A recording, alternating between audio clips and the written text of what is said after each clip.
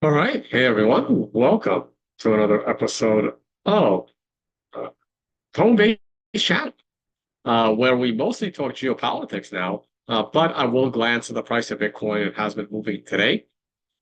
Some announcements of where I'll be, how you may be able to get into a uh, poker game with me over this week. I'll be playing in several cities. It's becoming my new hobby. And yeah, let's uh let's go to screen share.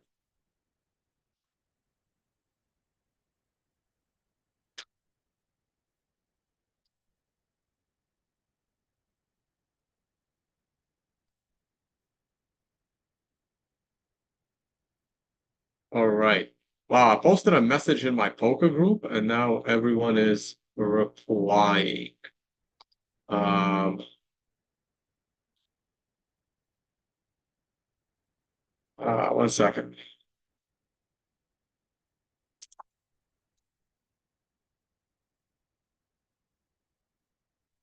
Okay.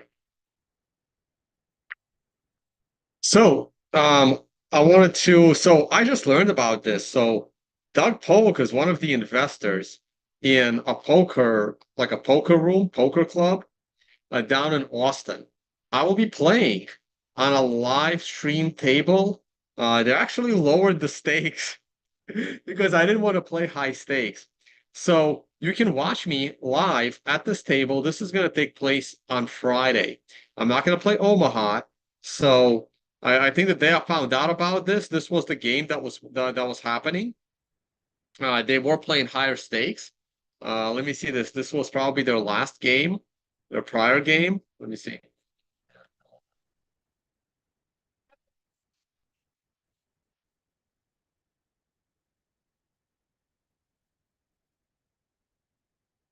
Let me see what the stakes are. So I'm going to be at this table with a couple of friends. So you got 16,000 views.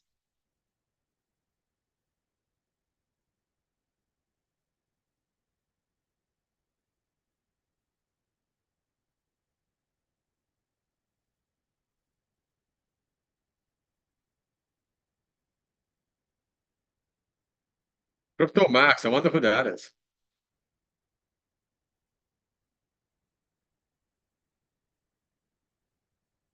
Oh, it's a 5-10 game. Okay, they're playing 5-10. So it's if they're playing 5-10, it's probably like a $2,000 buy-in. I think they're gonna make it a $1,000 buy-in. I think on Saturday is the high stakes game. So anyway, I'm gonna be at this table. So you can watch me play. Just go check out Poker at the Lodge. You can subscribe to the poker channel. And I will be at that table Friday night. We're gonna do a $1,000 buy-in, and then it's match the stack. And I think there is room.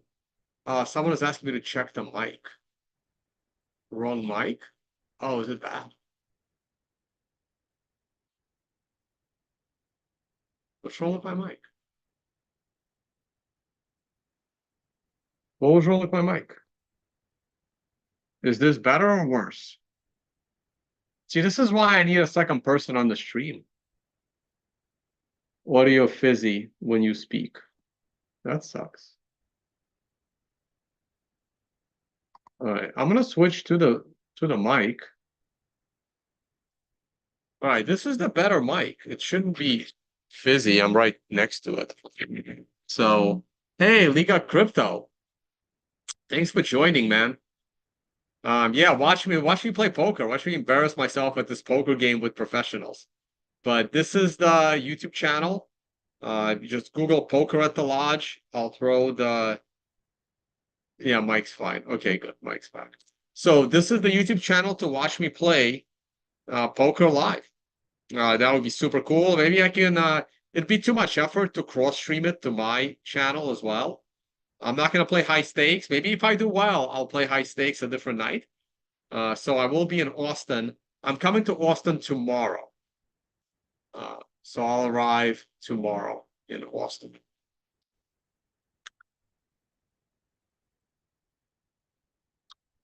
I think I have one seat at this table. I can still fill. So if anyone's watching, and you hit me up before I fill the spot, I'd like to fill the spot with people that I know instead of having, professional poker players that play at this club every day fill the table. Okay, and then I will be off to Las Vegas, and in Las Vegas, there's going to be a meetup where I'm going to be I guess the main focus of the meetup, and there's going to be some poker played at the meetup as well. I'm going to retweet this. I'm just going to repost it. So there's a really cool image there. So come and hang out in Las Vegas. This would be on June 3rd. There is a link there. So June 3rd in Las Vegas. And we're going to play some poker as well, $200 buy-in. This is what I usually play. When you see me playing, this is what I like to play. I like to play a $200 buy-in as a 1-2 game.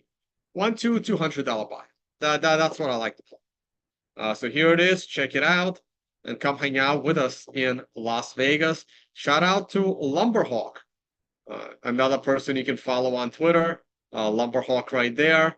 And he's helping us organize that. So that's great. Also, shout out to Stacy.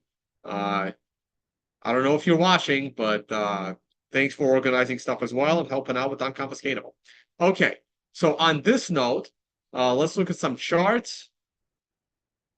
Looking at your live chat. Now fuzzy again. Oh, God damn it. I don't know. I can move the mic to here. I don't know why it's fuzzy. I have no idea.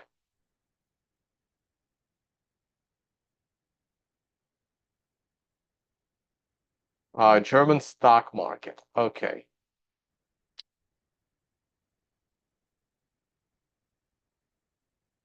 Okay, so hopefully it's fine. Okay, we're gonna stick with this.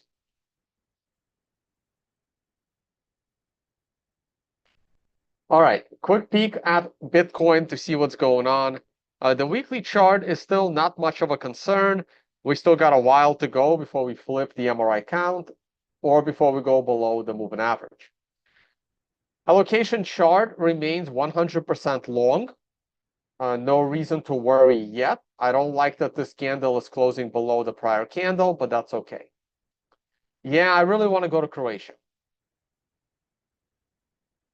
I really do want to go to Croatia. Wow, why is everyone's messaging me right now? Crazy.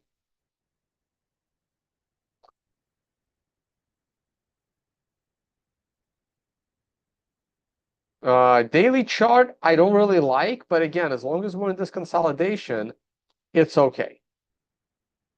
People are saying the other mic was better. All right, I'll put on my webcam mic. Maybe it'll be better for now. Not sure what's up with my mics. Maybe it's because I'm charging the mics as I'm using them. I don't know.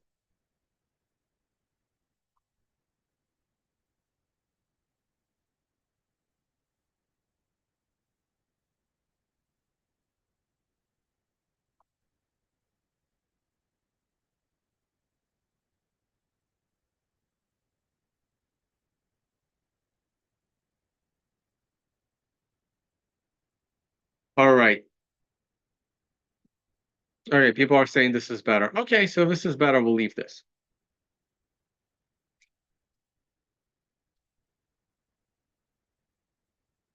Okay. Ooh, look at that. Look at this little rebound we're having. And look where it's coming from. I had this point. I don't like the fact that it's a double bottom, but if we can rally all the way back to 69 and break 69 a little bit, if we consolidate in this zone, there's still a good probability of a breakout. We held the trend line absolutely perfectly. We got a little corner right there. The corner right at $67,200 is great.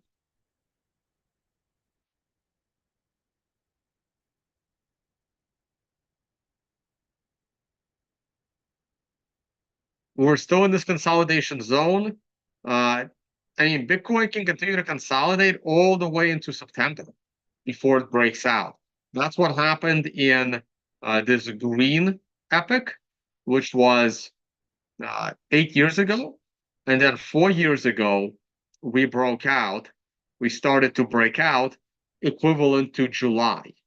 So sometime early July, but as late as September, I expect us to start a new bull run.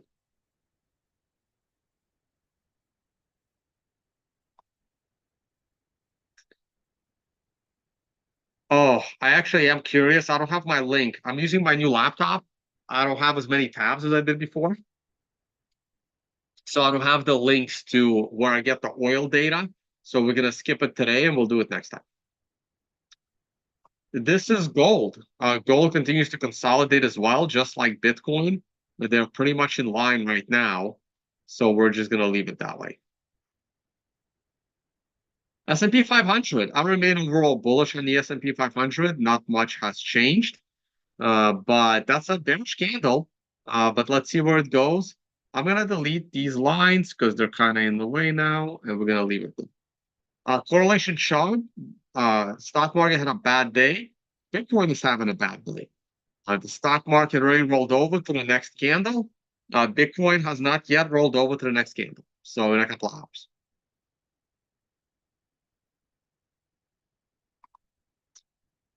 Okay, Bitfarms. Bitfarms had an interesting day today. It was on an MRI top. It got rejected with an MRI resistance line. It is a significant high, but rumors that Bitfarms may be a target of acquisition. But for now, not surprised that it reversed on an MRI top. Someone asked me to look at the DAX. We can look at the German stock market. Let's take a look. Whoa, the German stock market took a nosedive. I don't understand how the German stock market was this high. Also, look at the power of the MRI. The MRI called the last two tops in the German market absolutely beautifully, and it even called the bottom in the German stock market. This is freaking incredible. This is why the MRI notification service is so useful, because you can't look at all markets all the time. So if you go to tradingmri.com,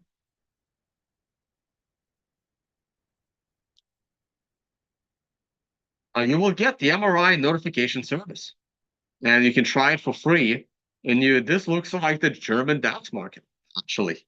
It really does. And if we look at it, man, if only I was paying attention to it.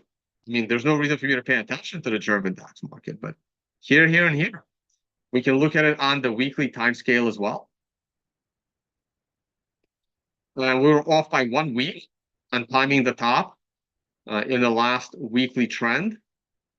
It called it very nicely before for a 1 to 4 week correction. But the daily on the German DAX is freaking amazing. I believe BlackRock now has more Bitcoin than Grayscale.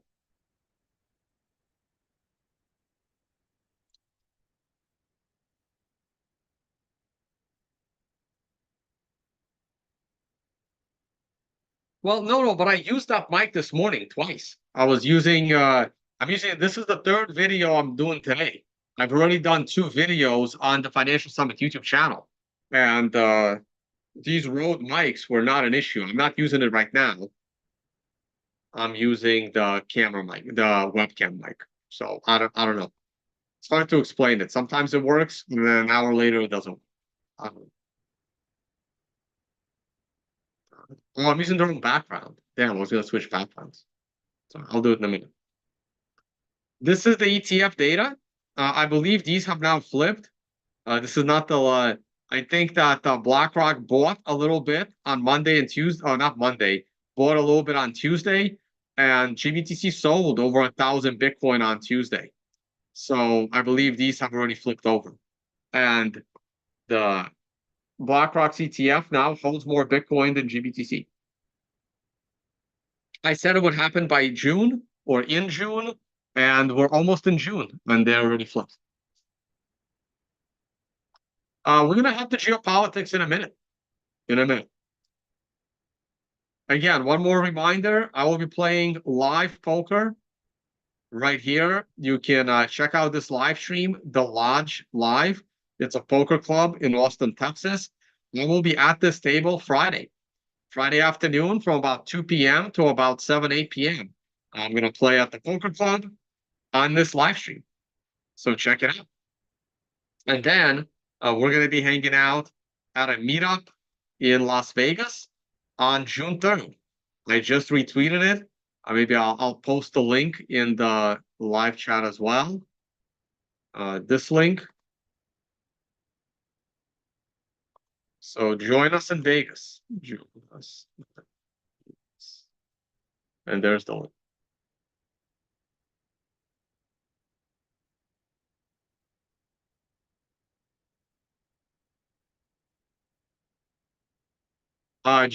Which time?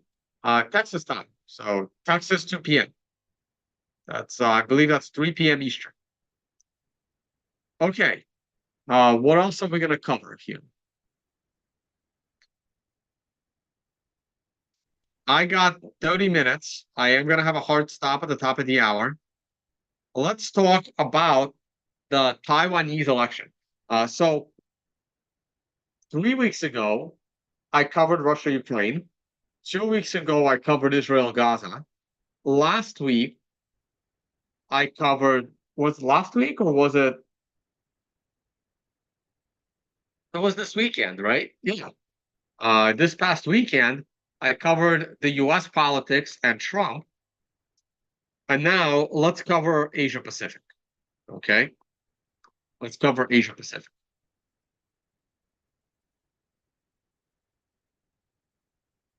And someone did ask a question about Trump.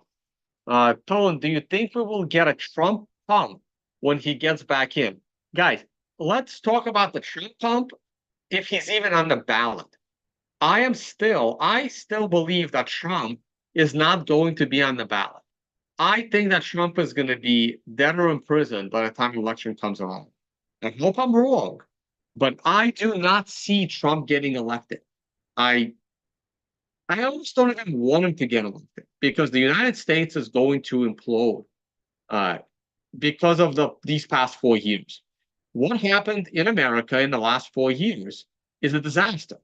Had Trump been president and had Trump not screwed up in his first 4 terms and fixed a bunch of mistakes, and Trump had 4 more years, the ship could have been, slightly reversed, slightly put on a different course. There's nothing Trump can do. There's absolutely nothing. The United States is going to break up. I would rather it happen under some tyrannical communist than Trump. But it doesn't matter. It doesn't matter if Trump gets elected. I'm proud. I might even vote for Biden. Just rip this Band-Aid off. Let the United States, split into 3 countries. Trump is not going to save it. It doesn't matter.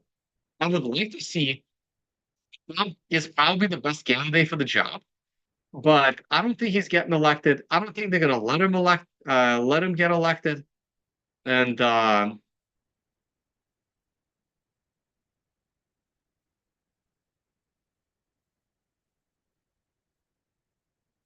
anyway, guys, I don't know what the mic problem is. Maybe it's Zoom. I have no idea. I can try switching it back. I can't fix the mic. I'm trying different mics.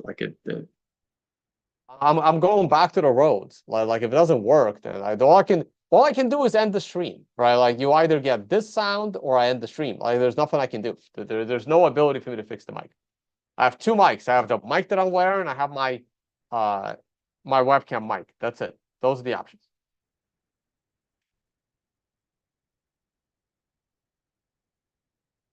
I went back to the roads. I have no idea. It's good. I did nothing different than I did my 2 streams earlier today. I don't know. I don't know what to tell you guys.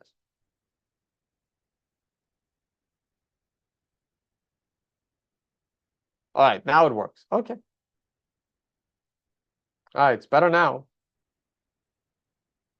Okay, good. So the Taiwan elections took place in January, and a couple of days ago, there was the inauguration of William Lai. Now, right there, William Lai. Now, it's interesting that his name is William Lai.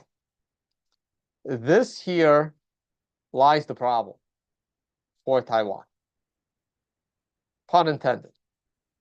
Okay. So, man, where do we begin? So, here's the last several Taiwanese elections. The DPP, the Democratic, D stands for Democratic Progressive Party, is a more recent new party that has been winning elections. The Democratic Progressive Party is a United States-backed, NGO-promoted, America-aligned political party in Taiwan. They are now in power for the third straight term. Okay, let me preface this by saying I am not an expert on China. However, some things are very, very obvious. Very obvious. Now, all you have to do is Google the last two presidents. Now, I hate Wikipedia as much as the next guy. It's literally a CIA propaganda website. But it is useful for very quick, basic facts. Okay? Here is the current election. Here were the three people. Notice how the young progressive wins. That's William Lai. And right here, they refer to him as William. Why would they refer to him as William? His Chinese name is Lai Chang-te. But yet, he's referred to as William Lai. He's referred to as William Lai for the American audience. Okay? Now, the party that got the second most votes, right here, the KMP, is the traditional party that split from the mainland of China. Now, what has been happening in Taiwan over the last 20, 30 years? Over the last 20, 30 years, just like what's been happening in Ukraine, the American influence of George Soros and all the other liberals and US-backed opposition has basically created this dynamic in Taiwan that the traditional Taiwanese party actually wants to merge with the mainland China, which is not exactly true, okay? And if you just Google, well, before we go to William Lai, let's go to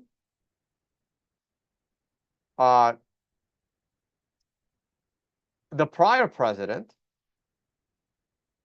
of Taiwan, Tsai Ing-wen. Okay, so she won the prior two terms, and just a quick introduction to her, right? She was independent, and then she became the Democratic Progressive Party. Anytime you see the word Democratic, and it's basically they're more socialist. Like, this is the more socialist party, ironically, right? Ironically, the more socialist party is this one versus the Chinese Communist Party. This is the more socialist party. Look at her education, and that tells you the whole story.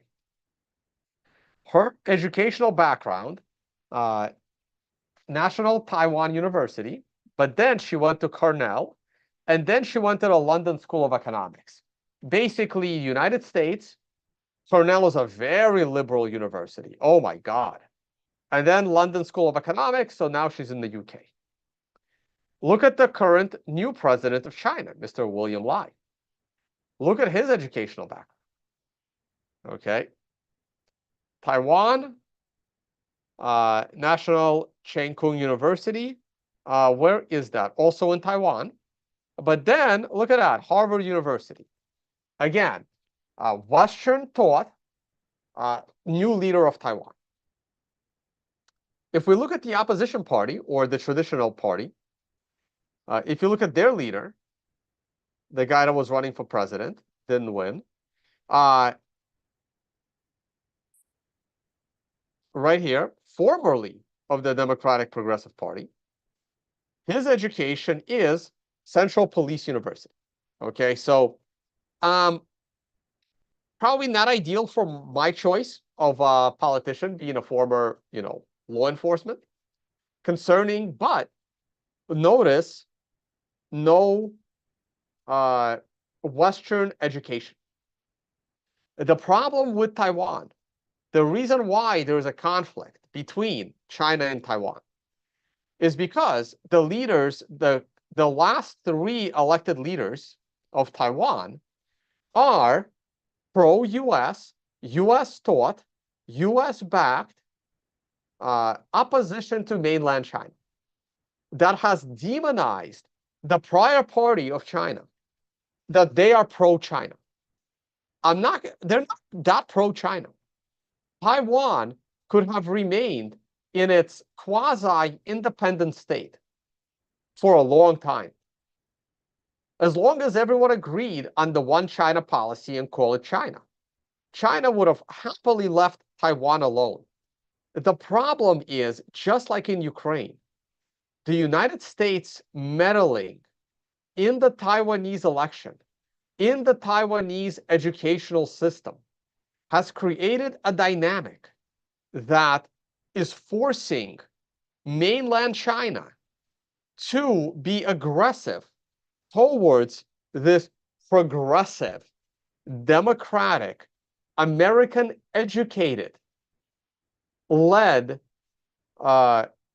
movement of Chinese politics. And what it's going to lead to is Ukraine 2.0. And the United States is more than happy to watch every Taiwanese die, just like they are more than happy to watch every Ukrainian die. Okay? Now, Russians and Ukrainians are pretty much same blood, except very West Ukraine, which starts to merge with, Hungary and some Poland and all this other stuff. But in China, I mean, Taiwanese, they're Chinese. They split off during the communist days of the 1940s and 50s. Okay? But this American-influenced movement in Taiwan is creating this dynamic that somehow Taiwanese are so different than the mainland Chinese, and they should be going to war with each other. In reality, Taiwan and China, they're huge trading partners. Huge trading partners. And the more America backs the Democratic Party, the Democratic Progressive Party, I mean, you might as well slap, Marxist Party onto this thing. Isn't it great that this is the more liberal party? The opposition is the KMP is the more traditional party, okay? And the more traditional party is somehow seen as pro-mainland China, which is, and because of this insane stupidity, what you have is the rise of the independent party. And the independent party actually hurt the KMT. It hurt them both, right? But look at the massive majority that the Democratic Progressive Party won in the last two elections. And the people of Taiwan are starting to realize that this rise of this Democratic pro-American party is going to lead to the destruction of Taiwan. It's going to lead to deaths of Taiwanese. And I'm very happy that this independent party has sucked some of the votes of the DPP, but I'm not as familiar with this independent party. I don't know how independent this party is, just because they call themselves independent. And it's really easy to tell. We can once again go to Wikipedia. We can look at the leader, and I can tell by his age that he was not indoctrinated by the Marxist teachings of Cornell and London School of Economics, or Harvard University. Okay, these have become Marxist indoctrination camps. Yes, there's still some innovation there, but it's not like it was 20, 30 years ago. Okay, so we can go and look at his educational background. It's very easy to check. And you can see that he was not, obviously, he was never educated in the United States or in the UK. All right. Or in Israel. It's another option, by the way. Wouldn't be surprised if a few of these people were educated there as well. So I'm not as familiar with this party, but I can tell by the leader of this party that, like, I don't know if he's better or worse than the other two, but I do know that the mainland Chinese would much rather work with him or much rather work with, well, not her. Let me go back. Much rather work with these two gentlemen on, making sure that there isn't a war between Taiwan and China, but not with him, because he is just going to do what the next Victoria Nuland wants Taiwan to do, and that's the problem. There lies the entire understanding. It's very, very simple as to why on this inauguration this week, China showed their naval strength with their navy, out through the Taiwan Strait. All right. Let me look at my moderators chat, see if there's any other comments.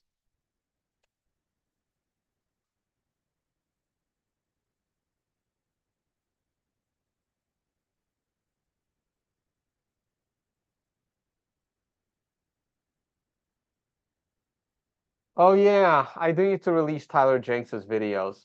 I'll do it this summer when I'm at the cabin. We'll watch them together. What are my thoughts on the tokenization of traditional markets?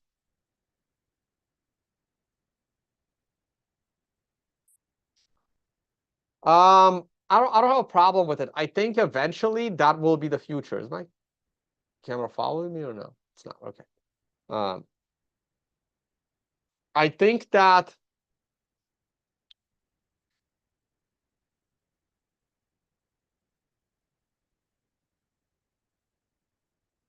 yeah, I don't have a problem with it. One day, the stock market will have to go onto the Bitcoin blockchain. I mean, I'm hoping it will be on liquid sidechain so that it doesn't implode the on-chain stuff. It needs to be done on a sidechain, and I do see it heading in that direction eventually.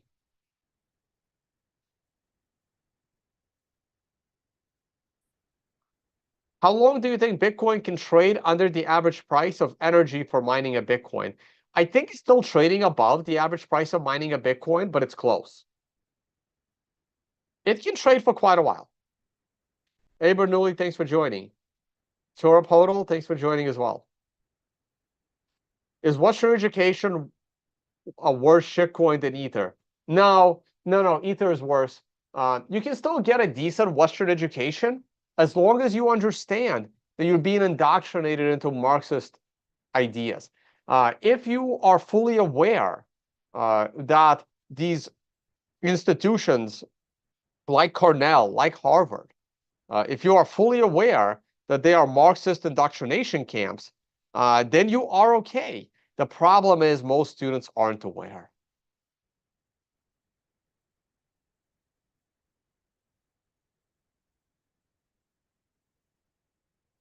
All right.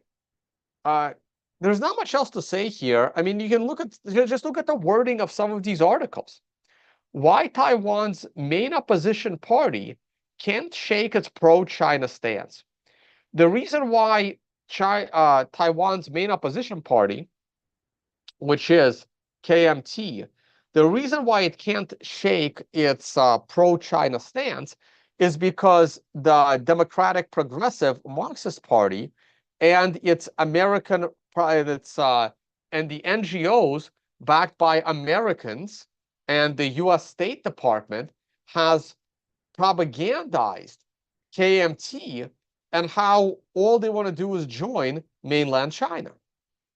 Because there are lots of these NGO, government organizations. Get rid of the word "and." They're all government organizations. There are too many U.S.-backed government organizations promoting the Democratic Progressive Party. And as part of their, media campaign, also known as propaganda, they have convinced everyone in Taiwan that KMT is a pro-China, wants to merge with China party. It really is that simple. And as this gets worse, there can certainly be boots on the ground by China into Taiwan. Taiwan has watched this play out in the Republic of Georgia with Russia and now in Ukraine. So they're very well aware of what's going on with the US-backed movements in Taiwan. Guys, these are not grassroots. The Democratic Progressive Party is not a grassroots movement. You can literally if you look at their party, you will see how every single person in this party is likely to have been US educated. This is why China's upset. So let's see who else is part of it. Some kind of a pan-green coalition involved. Anytime you see, again, these are socialist Marxist movements.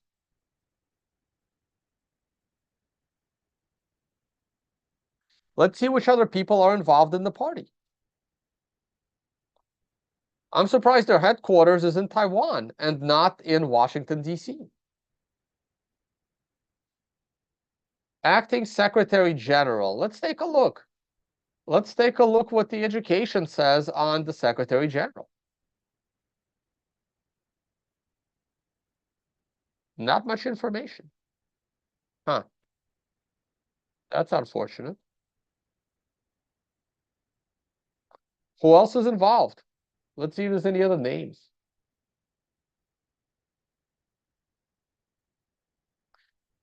Let the AI do the work.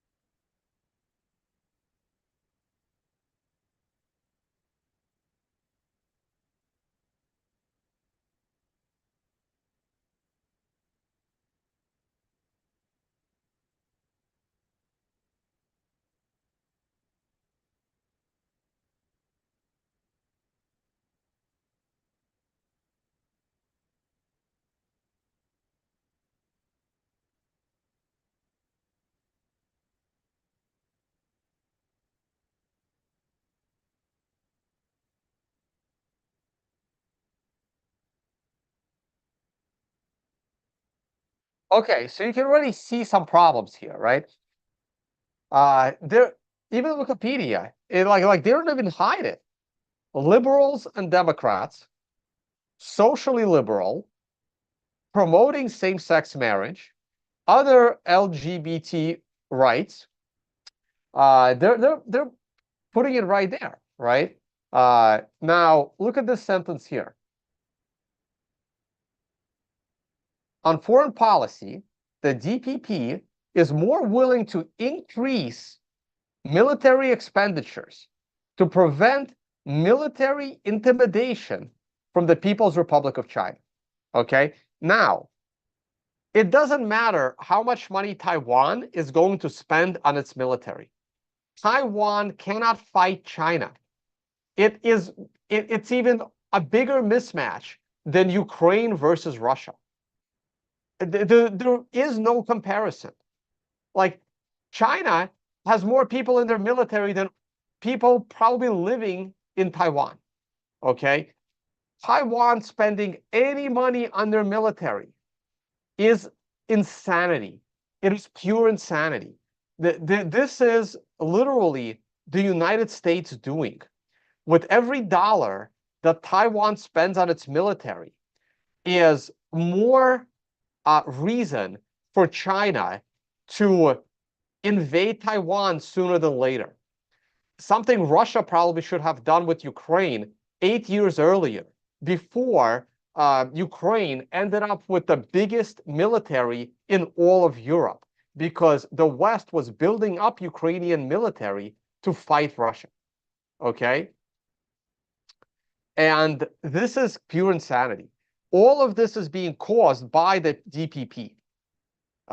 They are basically starting this antagonizing the mainland China. Okay? Now, this is an interesting right here. See, it's in quotes. Prevent the Chinese nation from achieving complete reunification.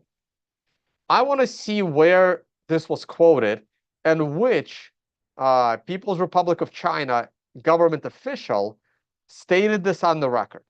Okay, so I opened up, that was part 12, full text, Taiwan question and China reunification in new era. So let's go and take a look at this. This is where that quote came from. Okay.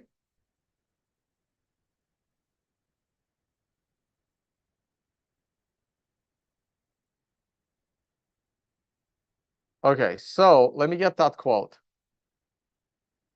The Taiwan question and China's reunification in the new era. Now, who wrote this? Let's see who wrote this.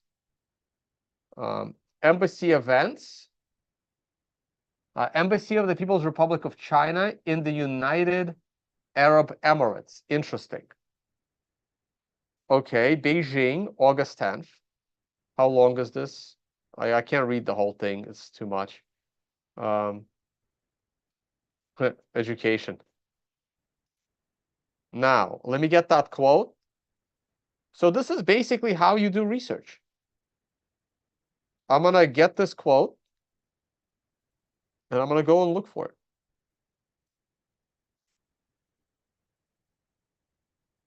Okay, let's see what this says.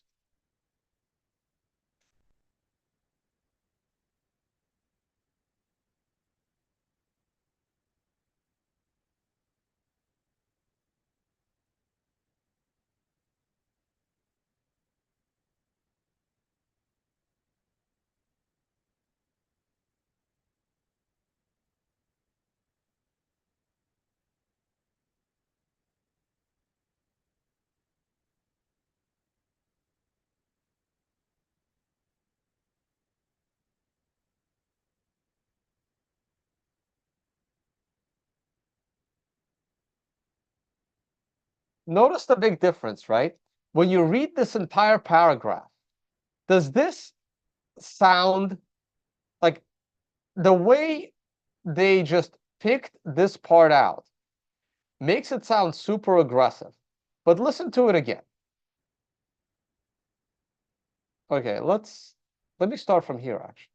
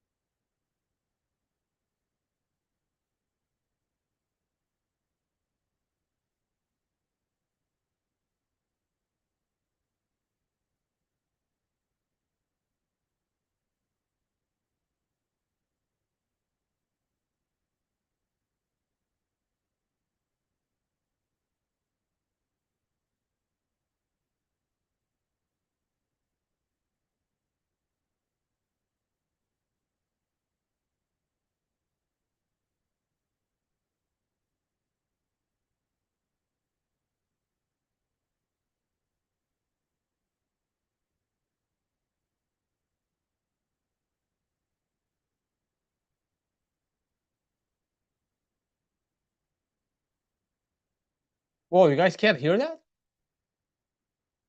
Wow, that's weird. Why didn't you guys hear that?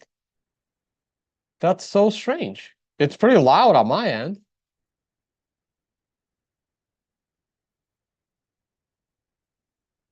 Oh, that sucks. I was like listening to it on AI. Oh, that sucks.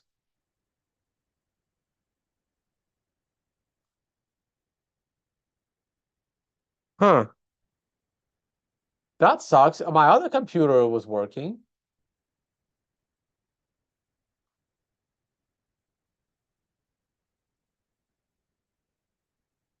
Oh, that's not good. Because I tend to do this quite often. I don't know why it's not picking up the mic.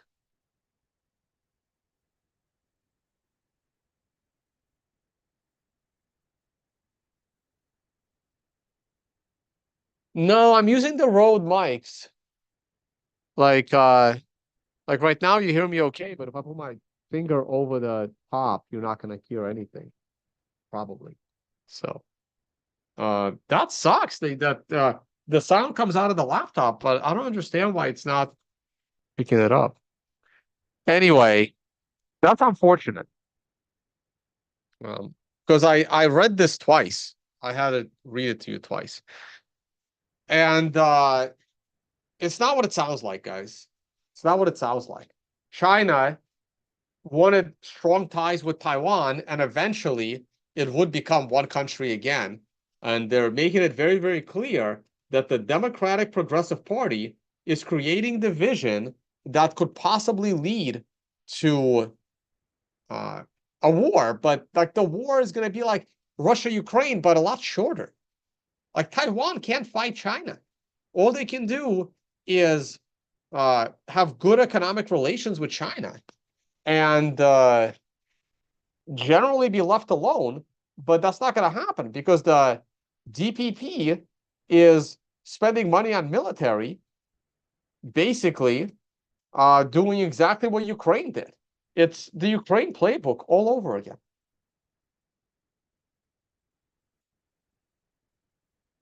Now, in addition to everything I said, let's go to the Google map. Google Map China.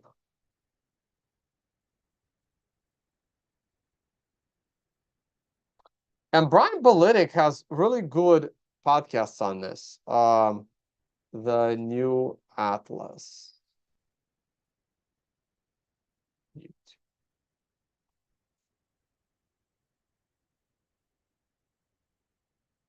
Mm,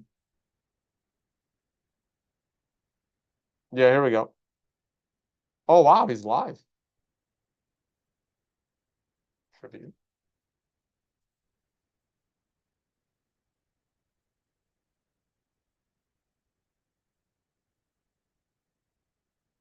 Oh, he's got a new video. All right, I need to watch that.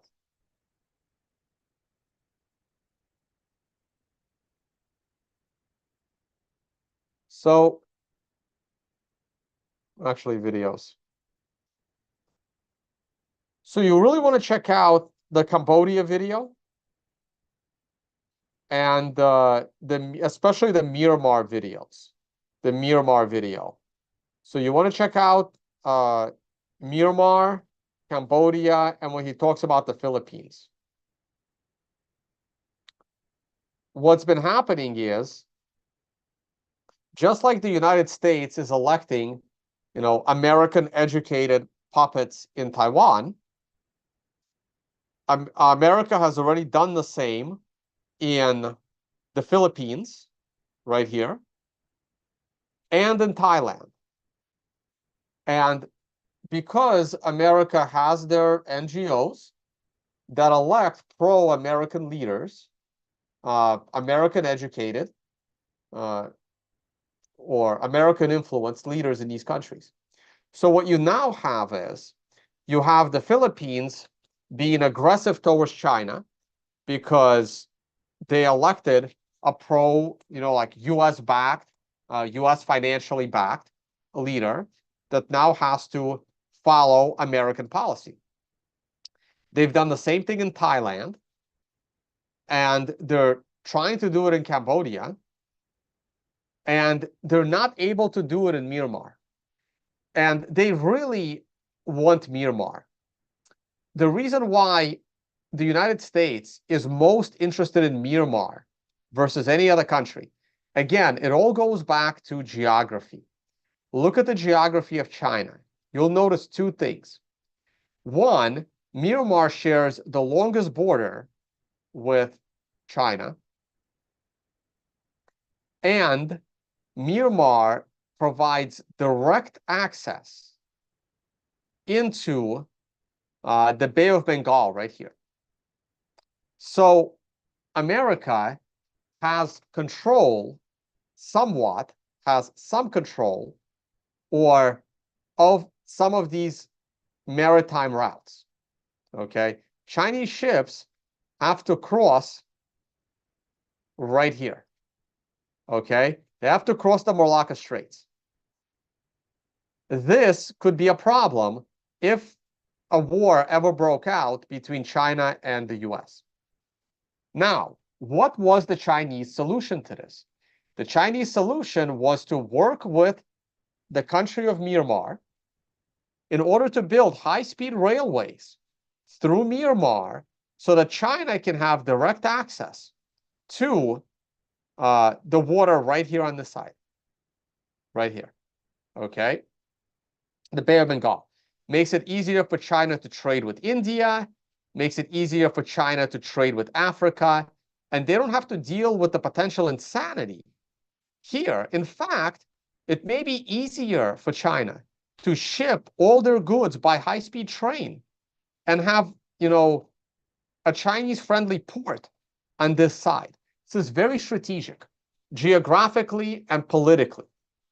So Myanmar is at the top of the list of China's Belt and Road Initiative.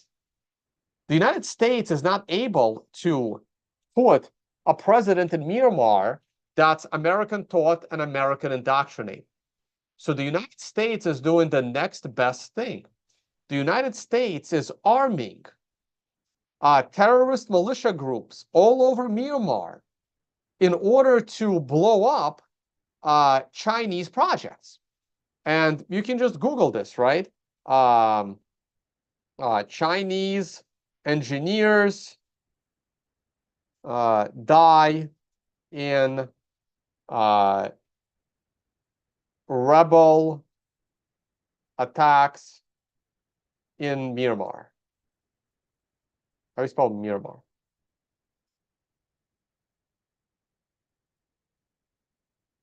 Myanmar. Okay. So Myanmar, I mean, it's 2019. There's been more recent situations. Here's 2024. But let's look at this. Al Jazeera. I mean, US is not going to cover this.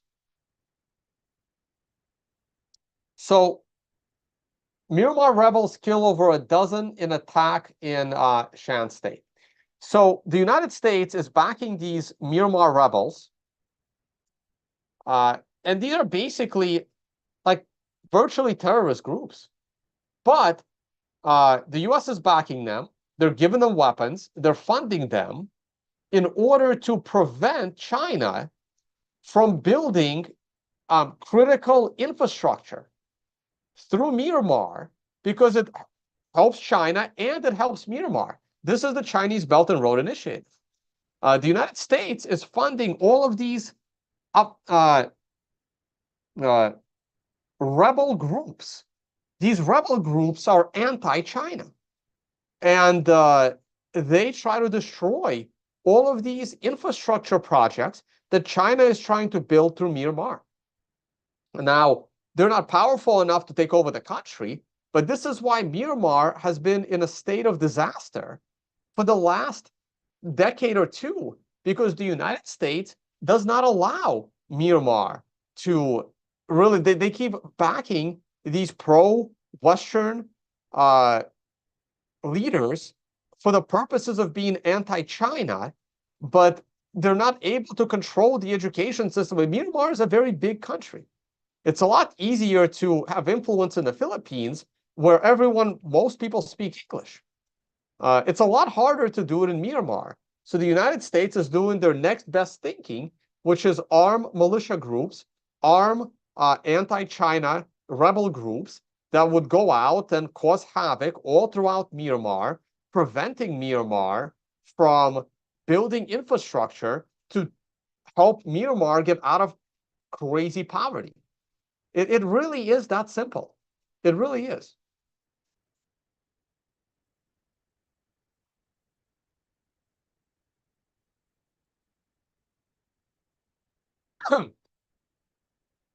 Now, India has its own reasons of holding China down. So it's possible that India is also secretly preventing China from building critical infrastructure. But I don't think so. I don't think it's in India's interest to cause havoc in Myanmar because this havoc in Myanmar is very close to India itself. But India is not powerful enough to stop America from causing havoc in Myanmar. And Brian Politic has very good videos about this. Uh,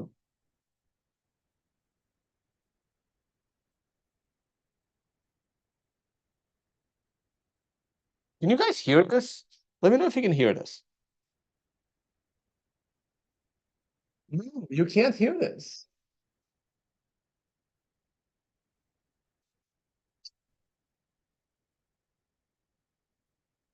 You can't hear this. This is weird. Let me try something. Hold on.